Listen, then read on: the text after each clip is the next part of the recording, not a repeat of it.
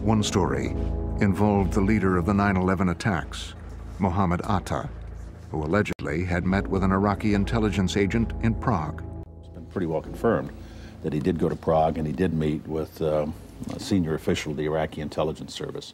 We came to a different conclusion. We went over that every which way from Sunday. I mean, we looked at it from every conceivable angle. We peeled open the source and examined the chain of acquisition. We looked at photographs. We looked at timetables. We looked at who was where, when.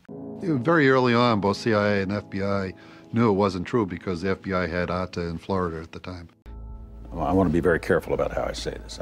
And despite the CIA's conclusion that the story wasn't true, Mohammed Atta, who was the lead hijacker, the vice president continued to tell it. Did apparently travel to Prague. He would repeat it regularly for the next 2 years. Public after the Czechs alleged that Mohammed Atta, the lead attacker, met in Prague with a senior Iraqi intelligence official 5 months before the attack, but we've never been able to develop any more of that yet either. I remember vividly in the driveway outside of the West Wing, Scooter Libby grabbing me from the vice president's office and saying, "I hear you don't believe this report that Mohammed Atta was talking to Iraqi people in Prague."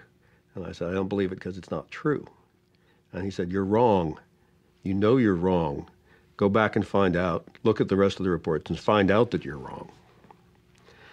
And I understood what he was saying, which was, this is a report that we want to believe, and stop saying it's not true.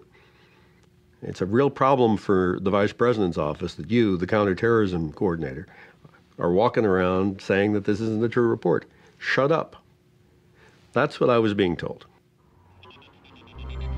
Evidence is pretty conclusive that the Iraqis... The vice president continued to assert a connection between al-Qaeda and Iraq. But the CIA kept saying it wasn't true.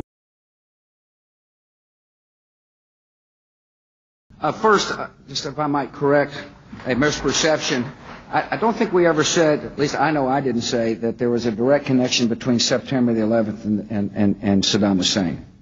We did say that he was the state sponsor of terror. I was very careful never to say that Saddam Hussein ordered the attacks on America.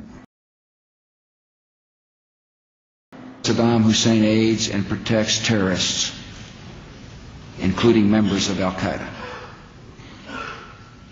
Secretly and without fingerprints, he could provide one of his hidden weapons to terrorists or help them develop their own. Before September the 11th, many in the world believed that Saddam Hussein could be contained